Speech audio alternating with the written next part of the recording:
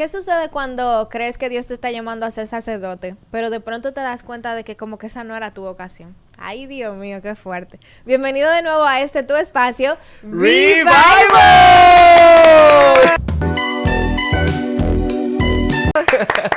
Señores, yo le estoy diciendo aquí a Abel que yo lo voy a contratar a él para que venga a hacerme la fanfarria. Que me lo pague Dios. Claro, que se lo pague. Claro, porque que yo no puedo, él me transmite la gavilla. Aquí venimos a vocear.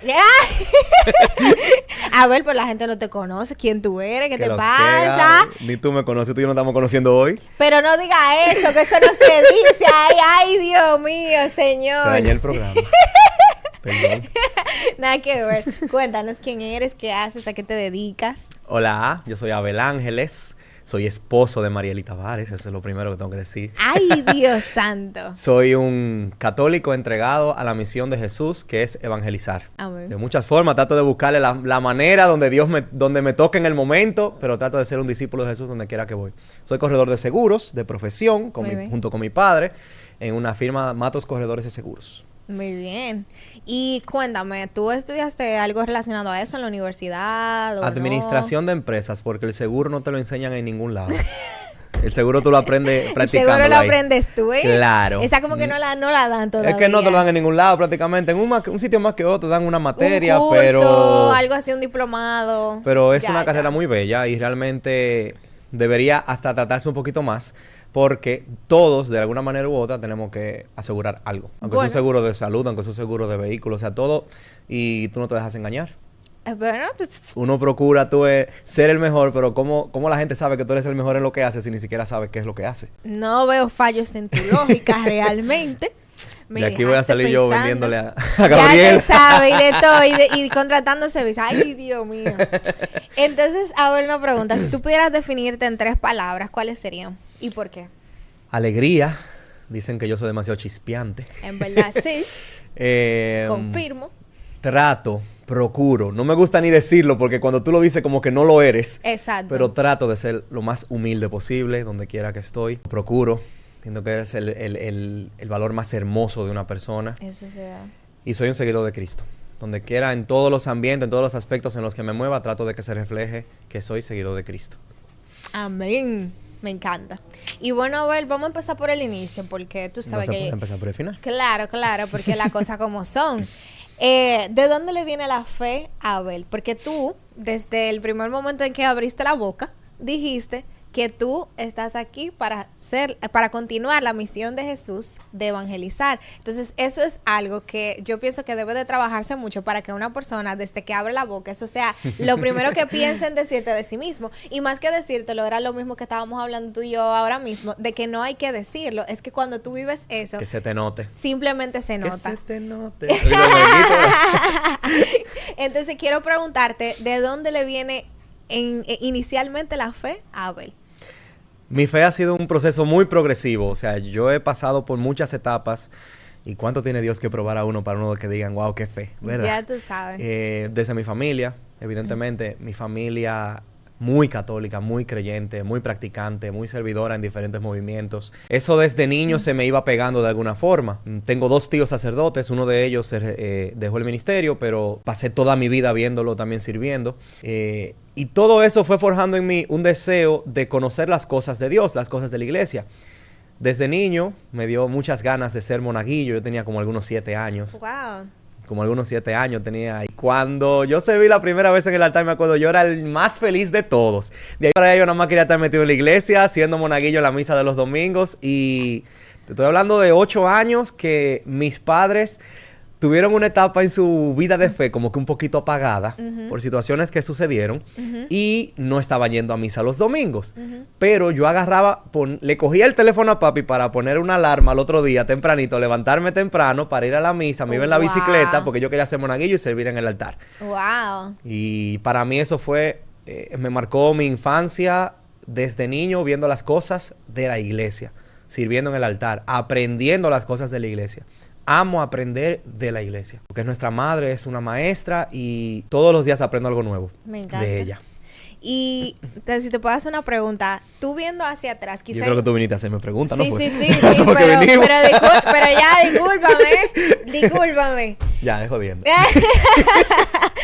No, pero te quiero preguntar como que quizá en ese momento cuando tú eras un niño, no te percataste de eso porque obviamente eras un niño, pero tú mirando hacia atrás, ¿qué tú crees que fue como lo que encendió o lo que puso a ti un interés, una curiosidad por ser monaguillo y por interesarte por las cosas de la iglesia? Porque tú sabes que así como estás tú, también tenemos el caso de muchos niños que nada que ver. E incluso te iba a preguntar que si la pubertad no te dio por alejarte de la iglesia también, porque a mí sí me dio, ¿sabes? Porque a mí sí me quiso dar. Entonces te quería preguntar, como que tú mirando hacia atrás, ¿qué tú crees que fue eso como que encendió quizás la curiosidad, el interés, el deseo? Cuéntame. Yo siempre he sido un agentado. Ay, Dios mío, tú ves, esa es la parte a la que yo quería llegar. La vida entera. Esa es la parte a la que yo quería llegar. Entonces, agentado al fin, yo quería estar ahí arriba haciendo algo porque yo me aburría de que sentado en la misa al lado de mami, entonces todos los muchachitos allá arriba haciendo cosas, yo quería estar allá arriba también. Porque, ¿qué te digo? No te voy a mentir, eso fue lo que me motivó. Yo quería estar ahí con los muchachitos que estaban haciendo su cosa y yo recuerdo que me dormí una vez en una misa. Ya tú sabes. Y cuando... En el altar. Yo estaba hablando de chiquitico, o sea, era un niño. Ah, ok. Son 7 años, 8 o 7 años. Porque entonces... yo me he dormido ahora, entonces Dios te bendiga. Lo tuyo es pasable. No te pega ya dormirte. Entonces... yo quería ser parte de los monaguillos porque yo veía a esos muchachitos y yo quería... En primer momento fue eso. Pero luego, cuando yo empecé en el servicio del altar, comencé a amarlo. O sea, ya fue una cosa que yo entendía que era una manera de yo responderle a Dios, porque desde niño me enseñaron que Dios me ama, que Dios es bueno conmigo y que me da todo lo que yo tengo. Entonces, comencé a ver el servicio del altar como una vocación. Y duré muchos años siendo monaguillo. En estos días me tocó ponerme de nuevo mis vestiduras y hacerlo precisamente en el velatorio de la madre, de la abuela de Sora Daleni, que te comentaba ahorita que estuve por allá. Y tenía años que no lo hacía. Y me sabía todo de nuevo. O sea, desde el principio no tuve que preguntar casi nada porque yo viví tanto esos años que ya está eso impregnado en mí. Para mí el servicio del altar marcó un inicio en mi vida de servicio en la iglesia. Wow. Y como tú decías, no me pasó de que me descarrié en la juventud, no sino... No tiene que tirar en cara tampoco. Ay, no, pero no por ti. Ay, no, excusa. ¿Tú me excusas? Sí, somos pan otra vez. Sí, somos pan otra vez. Gracias. Entonces, a mí me pasó todo lo contrario. En mi juventud fue que yo más me acerqué. Y en mi juventud fue que entré al seminario. Yo fui seminarista. Y... Espérate, que tú vas muy rápido, ¿oíste? Yo sufro de eso. Esa es la parte de la cereza del pastel. Pero espérate, vamos que a dar todavía cuenta. no me he llegado ahí. 3 segundos para atrás. Continúa la entrevista. No, porque no me llega tan rápido. ¿Qué pasó entre ese espacio de tiempo en el que tú estabas siendo monaguillo hasta que decidiste entrar al seminario? ¿Cómo empezó la semilla de la vocación en Abel? ¿Fue una duda de un pronto o no? ¿Tengo que entrar o fue un proceso lento? Cuéntame. Me encanta. No, claro, porque dime. Como te dije, tengo 2 tíos sacerdotes y de ambos... yo veía el ejemplo todo el tiempo. Y como yo era monaguillo, me gustaba agarrar mis ornamentos y decirle, tío, me voy contigo. Cualquiera de los dos. Y me lo acompañaba. A veces me iba de vacaciones a la parroquia donde ellos estaban para servir en el altar junto a ellos y todo eso. Entonces ya yo estaba viendo esa vida. Muy seguido, o sea, y normalmente cuando tú no tienes un sacerdote cerca, tú no te enteras de cómo es esa vida, de que tú también puedes estar llamado a ella. Sí. Entonces, al tenerlos a ellos, para mí fue un ejemplo. Y yo decía, cónchale, es que ellos son muy buenos y todo el mundo lo quiere. En mi familia ellos son muy amados, muy amados. Wow. No es que a nosotros los demás no se le quiera, pero ellos en particular. Ya. Y yo veía eso y eso me motivaba mucho. La vida de ellos dos específicamente, que yo decía, yo nunca lo he escuchado a ninguno de ellos decir una mala palabra. Y como que ellos eran muy buenos. Entonces, yo me entregué mucho en mi servicio en el altar y sucedió que en la parroquia nuestra, Parroquia Espíritu Santo, una payolita y mi gente, ¡Ay! Parroquia Espíritu Santo de La Vega, enviaron seminaristas a hacer motivaciones vocacionales. Y yo recibí la invitación que dijeron, vamos a ir todos los monaguillos. Yo ni sabía qué, pero todos los monaguillos íbamos a ir al seminario a vivir una experiencia de jornada vocacional. No sabíamos a qué, pero nos fuimos. Y... yo viví una primera experiencia en diciembre de 2009 y me encantó, o sea, fue muy maravillosa. Luego de ahí quedé con la motivación de que yo quería volver a vivir esa experiencia de ir a conocer el seminario. Se hacen jornadas vocacionales, por lo menos en la diócesis de La Vega, son 3 en el año, y van conociendo los jóvenes que aspiran al seminario, van conociendo el proceso. Yo tuve la oportunidad de conocer cómo eran los seminaristas, cómo vivían, compartir con sacerdotes, recibir formaciones, y fue muy bonito, y la interacción y todo. Seguí mi vida, nunca me alejé del altar, nunca me alejé de la iglesia, gracias a Dios le doy. Quién sabe qué fuera de mí si lo hubiera hecho. Claro. O quién sabe si ahora tuviera un podcast. ¡Ay! Pero Dios se vale. ¡Ay, Dios! Pero yo no puedo comer. Dios sabe lo que hace. Tirándole puya a Dios y de todo, pero yo no puedo comer. Y tuve la oportunidad entonces ya cuando en verano del 2012, ya definitivamente, yo tenía 13 años en ese momento, ya definitivamente sí fuimos nuevamente, nos juntamos en un grupo de los monaguillos que vamos a ir al seminario a ver qué es lo que, a lo de los encuentros. Pero ya era serio ahí. Que no, mija, yo fui a ver qué había. Yo te lo juro. Entonces, a mí me pasó algo muy bonito. En una primera jornada, fueron 2 ya para entrar. En la primera, hubo un momento en el que yo dije, pero mira, si yo estoy aquí, ¿por qué no hay una vez que Dios quiere que yo sea padre? ¡Ay, Dios! O sea, yo simplemente me lo pregunté porque todos estos tigueritos que están aquí están diciendo que yo quiero ser padre. Yo estoy aquí por estar en el coro y la cosa. Tal vez Dios quiere que yo sea padre. Yo estoy aquí para eso. Yo no puedo comer. Yo no puedo con tu historia, o sea que yo no puedo. Tu espontaneidad no puedo. Dios te bendiga. Amén. Y me pasó que en esa jornada entonces hubo un momento en el que había un crucifijo en la habitación donde estábamos y yo estaba solo y dije, cónchale, déjame yo rezar a ver qué es lo que Dios dice. Así, hoy yo miro hacia atrás. No, o sea, fue como una cosa de muchacho, pero hoy yo miro hacia atrás y digo, wow, cómo Dios utilizó ese momento para llamarme. Porque me llamó, aunque no fuera para el sacerdocio, pero sin el seminario yo no fuera quien yo soy hoy. Ey, amén a eso fue un corte. Ey. ¿Te gustó? Durísimo todo eso. Entonces, cuando ya en la siguiente jornada, ya yo iba como que un poquito más mentalizado. Y yo, cónchale, pero si Dios quiere que yo entre aquí y a mí me eligen, pues yo voy a entrar. No estaba totalmente convencido, pero yo iba a entrar. Y me eligieron. Wow. Y me eligieron y entré con muchísimas dudas. Y poco a poco el Señor fue aclarando también el camino. De verdad. Wow. Amén. Lo amo. Amo a Dios. El mejor. Amén.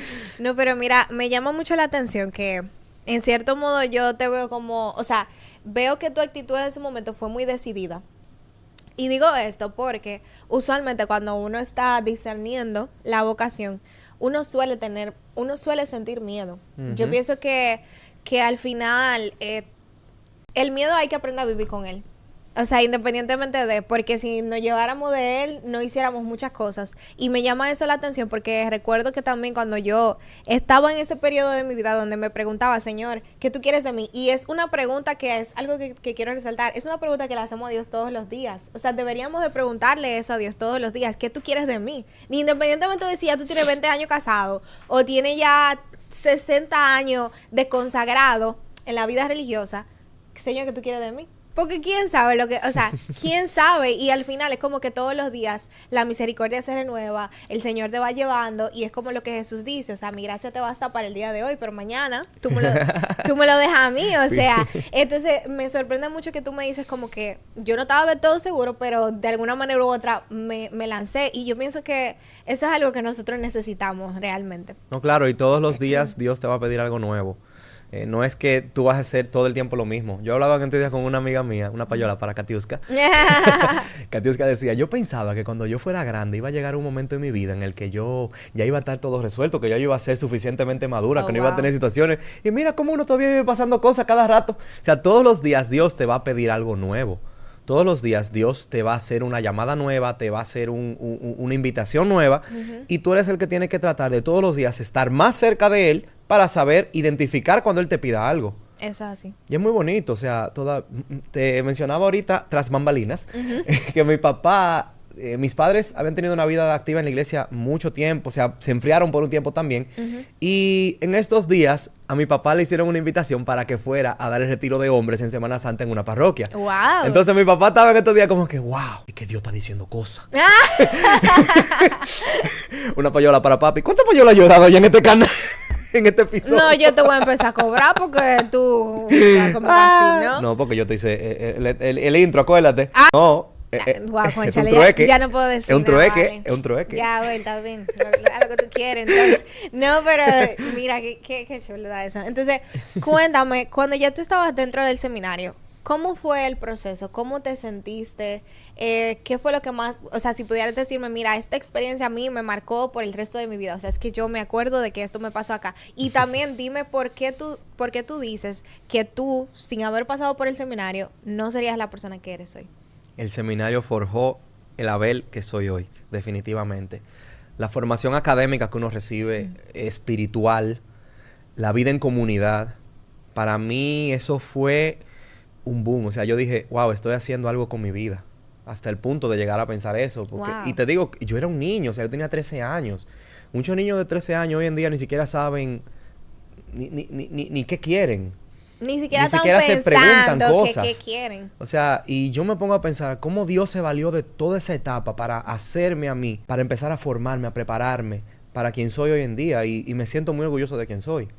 Y todavía no estoy hecho. O sea, Dios todavía hoy en día sigue formándome, sigue dándome pruebas, sigue haciéndome Tú quien eres soy. barro en sus manos. Definitivamente. Wow. Eso Wow. es así. Tú no tienes idea de lo que eso significa para mí. Hay gente que va a ver este video y sabe lo que eso significó para mí. Ok. Tienes que hacerme el story time. ¿Qué te pasa? Claro que sí, claro que sí. Yo también quiero saber porque el señor me dijo que te dijera eso. ¿Qué te pasa? Definitivamente. Y a cada rato tengo que entrar al horno de nuevo para que él me vuelva a formar y saque su mejor vasija. Wow, pero yo no puedo. Entonces, en el seminario me pasó algo muy curioso. Ahorita hablábamos de mi queridísimo y amado compadre, Ok. Manuel Abud, el sacerdote Manuel Abud. Que no Una le gusta payola que para le mi digan padre. influencer. No, él no es ¿ok? influencer, él es sacerdote. No quiere que- Manuel, un momento, fuimos compañeros en el seminario Ajá. y fuimos compañeros de habitación también al principio. Y hubo un momento en el que él dijo algo en la habitación, que él todavía en estos días fue que yo le dije que eso me marcó. Wow. Que fue que él me dijo con mucha seguridad, en un momento que estábamos conversando algo, no recuerdo, dije que mira, es que yo quiero ser sacerdote. Entonces, si yo quiero ser sacerdote, yo tengo que hacer tal cosa y tal cosa. Wow. O sea, yo vi la seguridad de este muchachito de 16 años diciendo esto con tanta firmeza y que él siempre fue uno de los más queridos en el seminario y todavía hoy en día lo es. Y yo vi cómo él con tanta seguridad dijo eso y dije, pero ven acá, si yo estoy aquí entonces, pues cuando ven a ver, yo tengo que estar seguro también. Ay, Dios mío. O sea, te Él veía lo que pasaba y decía, vaga, pero si ellos están así, como que yo debería Es estar que así es también. verdad, o sea, es que yo digo que Dios te habla en el día a día. Ahí yo digo que Dios se vale de lo más cotidiano, de lo que pasa a tu alrededor para expresarte cosas. Y tú tienes que estar atento y tratar de escucharlo. Entonces, en ese momento, a partir de ahí, yo dije, ven acá, yo voy a ser padre. Ay, Oye, eso fue una cosa que yo te lo juro, pasé muchos años con mucha firmeza. Con mucha firmeza. Wow. O sea, yo anhelaba el sacerdocio con una firmeza muy, muy fuerte y centrada en Dios. O sea, yo le ponía al Señor mi vocación en sus manos todos los días. Pero todo eso me estaba preparando. Yo no lo entendía en ese momento y no era necesariamente para ser sacerdote. Llegó un punto que yo me enamoraba y yo decía, hasta aquí llegó esta muchachita, no le hablo más. Porque si sigo hablando con ella, entonces Me después voy a salir de me ese voy a lugar. terminar saliendo porque Ay, voy a querer ay. estar con la muchachita. ay, Dios. Y te digo, y llegó tantas veces que yo trataba de evitar cosas que yo sabía que me pudieran alejar de mi vocación y yo las hacía con una, te digo, una madurez que hoy en día no me explico cómo Dios pudo hacer eso conmigo. Entonces, en Gloria a ese Dios. proceso, en muchas ocasiones, tuve la oportunidad de pensar y conversar con muchos sacerdotes. Tenía mi director espiritual, tenía otros que eran también amigos y que uno se acompañaba. Y uno de ellos en específico, a quien admiro muchísimo y todavía hoy en día seguimos con una muy bonita relación, me dijo, no voy a mencionar el nombre para que tú no digas, yo estoy dando payola de gratis aquí. Pero oye, te estabas relajando, wow. Ah, pues una payolita ahí para, La gente se va para a el padre volver Manuel seca. Díaz, mi papá. Ay, ay, ay. Llegamos a conversar en muchas ocasiones y yo le decía, padre, pero es que yo quiero ser sacerdote, pero me motivaría también una vida matrimonial. Y estaba como en ese discernimiento. Y él me dijo en ocasiones, a ver, tú me ves a mí como un padre, ¿verdad? Tú me ves a mí como un sacerdote. ¿Tú crees que yo nunca quise también tener una familia? ¡Claro que yo quería! A ver, luchamos con las dos realidades. Luchamos con diferentes realidades, no solamente con esas dos. Y vamos discerniendo lo que Dios nos pide. Y llega un momento en el que tú tomas una decisión y la sigues. Y yo dije, cónchale, pero yo que entendía que tenía que ser todo o nada, pero el sacerdote tiene que tener un poco de vocación de padre, de esposo. Y un esposo tiene que tener el deseo de guiar la iglesia que es su hogar, como lo hace un sacerdote. O sea, tiene que haber un poco. No es que tú vas a odiar una porque tomaste la otra. No, tú tienes normalmente, y luego lo conversé también con más sacerdotes, con seminaristas, y sucedía lo mismo. Tú dices, no es que yo no quiera tener una familia, pero yo sé que Dios me llama a esto y aquí soy más feliz de lo que lo fuera de aquel lado. Y me pasó ese momento cuando yo discernía, o sea, no es que yo no quiera ser sacerdote, y a veces lo pienso también, no es que no me hubiera gustado, claro, yo hubiera sido muy feliz sirviéndole al Señor, pero yo sabía que no iba a ser más feliz que formando una familia y un matrimonio. Y siendo ejemplo de Cristo en el día a día, en la cotidianidad. O sea, que al final tú podías hacer cualquiera de las dos y todo iba a estar bien. Simplemente que quizás en una ibas a ser más feliz. Y que un sacerdote me dijo una vez también, una payolita para el padre Kennedy Rodríguez. ¿Cuántas payolas yo llevo ya? No, yo ya vi que tú conoces a medio mundo. El padre me dijo, sin saber que yo estaba discerniendo mi salida del seminario, Oh, wow. Él no lo sabía, pero el Espíritu Santo lo iluminó en un momento en el que nos encontramos, nos saludamos. Él fue vicario de uno de mis tíos en una parroquia. Y nos conocíamos, me conoce desde pequeño y estuvo en todo mi proceso vocacional también. Y él no sabía que yo estaba discerniendo la salida del seminario. Ya en el momento en el que yo estaba, duré mucho tiempo para tomar esa decisión. Y en un momento nos encontramos, nos saludamos. ¿Cómo tú estás, Abelito? Muy bien, mi padre, todo bien, gracias a Dios. Yo creo que, según yo recuerdo, yo no le di ningún tipo de señal de que yo estaba en ese discernimiento. Sí, pero él me dijo, Abel, así tú, oye, te tengo que hacer una película. Estamos hablando, no normal. ¿Cómo tú estás? Muy bien, gracias a Dios. Abel. La voluntad de Dios es que tú seas feliz. Y no se puede...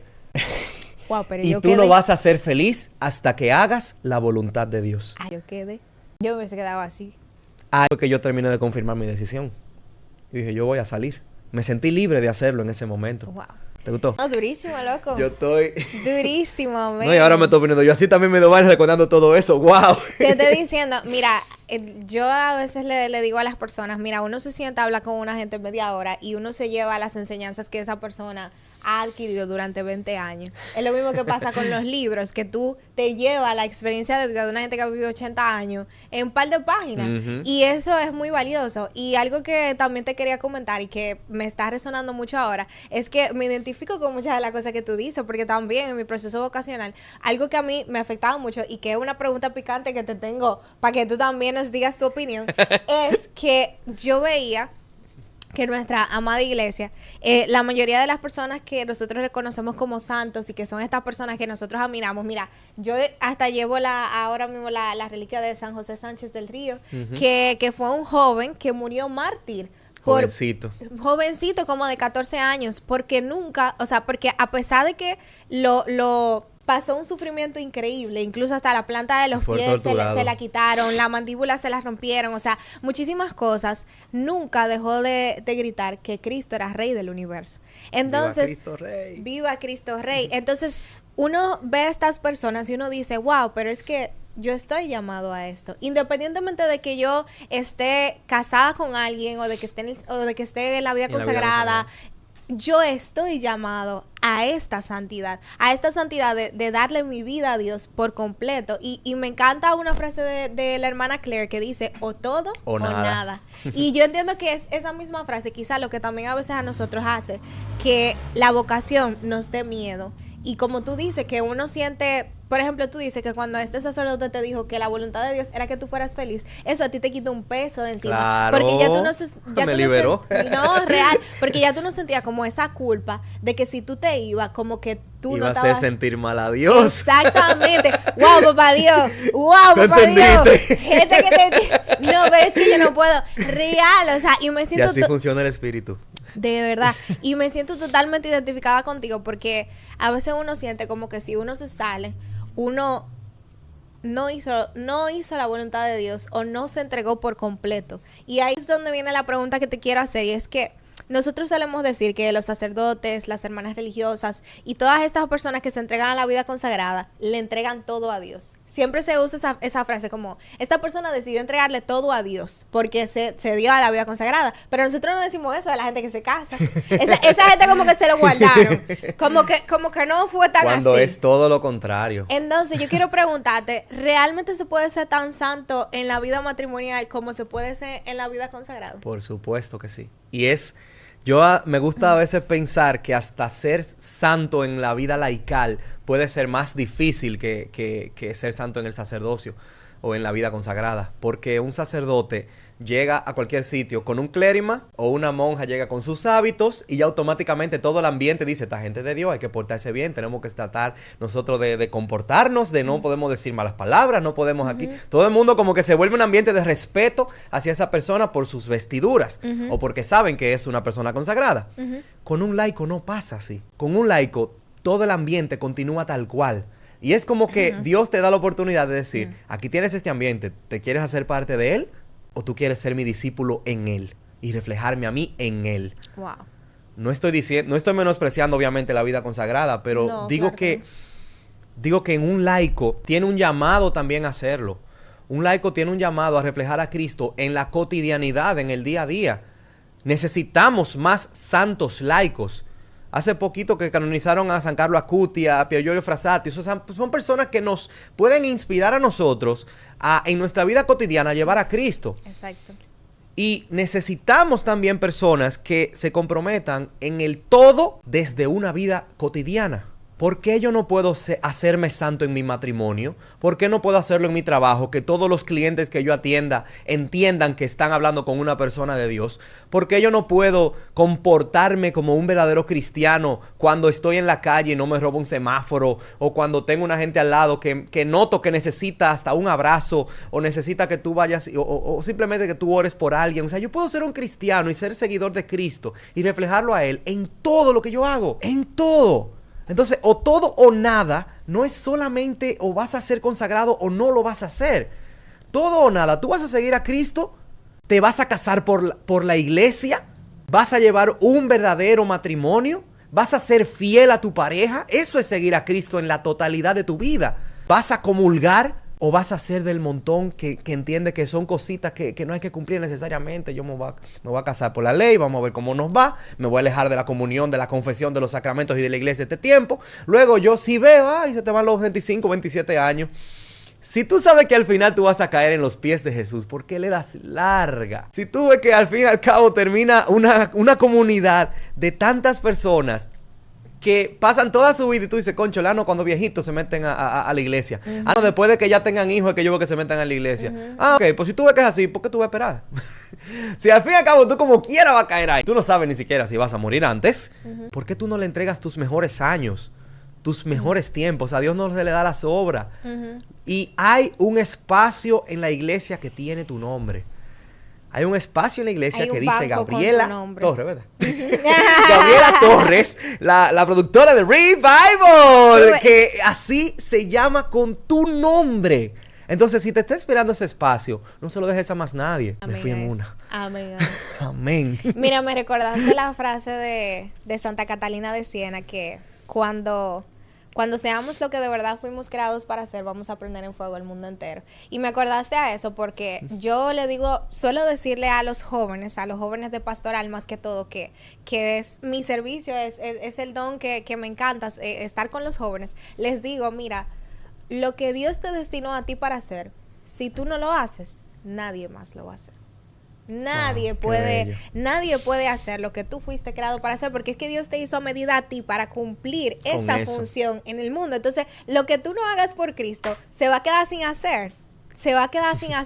Y yo siento que eso es algo muy, muy latente que nosotros debemos de tenerlo en cuenta. Y me tocó mucho todo lo que dijiste de que podemos ser santos en nuestra cotidianidad cuando somos diferentes. Recuerdo que esta mañana estaba en una casa curial porque estamos haciendo un proyecto, ¿verdad?, de la universidad, un rodaje de grabaciones. Y yo decía, wow, o sea, en un momento yo así como que me detuve. Tuve de estos momentos cuando tú estás haciendo algo, pero tú te detienes Sí, y sí, como sí, que sí, sí. como que analizas Que el lo mundo está entero se pasando. paraliza, tú nada más en tu Exacto. mente. Y yo dije, wow, Dios mío, yo estoy tan agradecida de pertenecer a la iglesia. Y fue algo así como tan natural. Pero ¿tú sabes por qué fue que yo dije eso? Porque esas personas en esa casa curial me dieron a mí una bienvenida y me trataron de una forma que yo dije, si yo hubiese ido a cualquier otro sitio, No te reciben así. nada que ver, nada que ver. Entonces, en un momento yo dije, wow, qué bonito es poder pertenecer a una comunidad de personas que se diferencian en el mundo. Que tú cuando tú estás en medio de 20 gente, esa persona tú como que la Ese es mi mira. hermano. Y no, real. Y mira, ahorita le decía yo incluso a una amiga, mira, yo vi una muchacha hoy que ella cuando me habló, yo dije, ella tiene como que ser creyente. Y no me habló de nada de eso. No me habló de nada de eso, pero fue su forma. Es que se nota. Se nota. Se nota. La paz que tú transmites. No hay que forzarlo. No, es que se nota. Entonces yo pienso que es un desafío para todos nosotros como católicos el hecho de que, óyete, vamos a perseguir la santidad porque no fuimos creados para menos. Entonces, como no fuimos creados para menos, eso quiere decir que donde quiera que yo vaya, tiene que haber un olorcito a Dios. Definitivamente. Tiene que haber un olorcito a Cristo. No, y es muy bello porque es que uno se convierte en un referente para todo el ambiente de lo que es ser un cristiano. Donde quiera que tú estés, en tu trabajo, en la universidad, o sea, ya la gente entiende. Si yo algún día voy a ser cristiano, tengo que ser como fulano. Entonces, es algo que también uno tiene que tratar de cuidar. Porque uno viene siendo la imagen de la iglesia para esa persona. Entonces, si tu testimonio no va acorde con eso que esta persona está creyendo, va a llegar un momento en el que no se va a decepcionar de ti, puede decepcionarse de la iglesia, hasta de Dios. Decía San Francisco de Asís que tu vida es quizás el único evangelio que algunas personas lean. Entonces trata de que tu vida realmente valga la pena también. Eso es así. Eso es así. Y buscar también, diría yo, para complementar eso que estás diciendo, que, bueno, la persona nos conoce y ve nuestro testimonio y a través de nosotros puede conocer a Dios, pero tiene que llegar a un punto donde esa fe se desligue de nosotros. Claro que sí, porque nosotros no vamos a salvar a nadie, acuérdate. Exactamente. No vamos a salvar a nadie.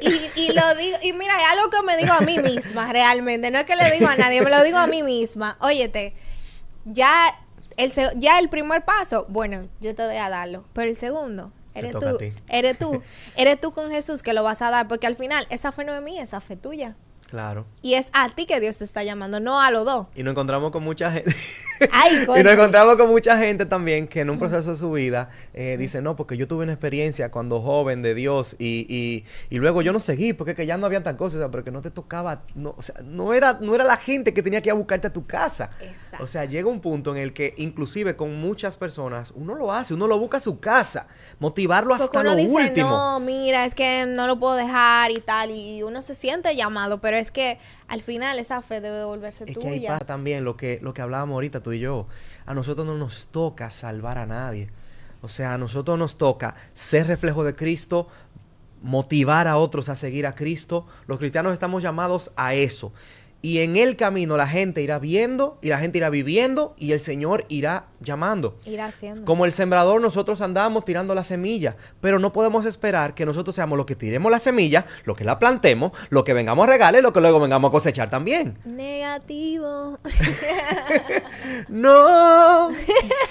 No, pero uno se ríe, pero es cierto. Yo creo que es algo que debemos de tener en mente y que como servidores hay que tener muy presente para que cuando las personas sirvan, su servicio no se vea ligado a nosotros de una manera personal, porque también es algo triste ver que un sacerdote dura 3 o 4 años en una parroquia y después de que se va y lo cambian, es como que, ya la gente no quiere ir a misa. Ya se fue el padre. Entonces, ¿a quién tú seguías? ¿A Cristo o al Padre? Exacto, se fue el padre que me gustaba. O estas personas que andan de iglesia en iglesia buscando a ver cuál es la misa que más le gusta, a ver dónde que se siente mejor. Y yo digo, como que, pero venga. Y no echas raíces donde Dios te plantó, o sea, florece donde Dios te plantó. Tú tienes una parroquia. Y atentona, me ha encantado que en los semáforos de aquí de Santiago han estado poniendo estas pantallas digitales y ahora veo yo a cada rato esa frase que la ponen, donde Dios te plante, florece. Qué lindo. Y eso me ha encantado a mí, me recordaste eso.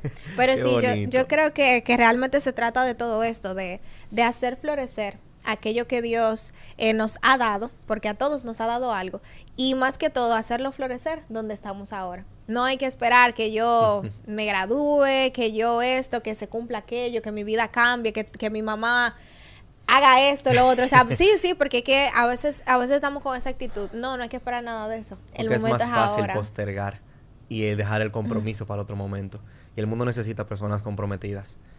El mundo necesita gente que se entrega a un ideal. Y todo el que sabe que se entrega en la iglesia de Cristo, sabe que es parte de algo mucho más grande que nosotros.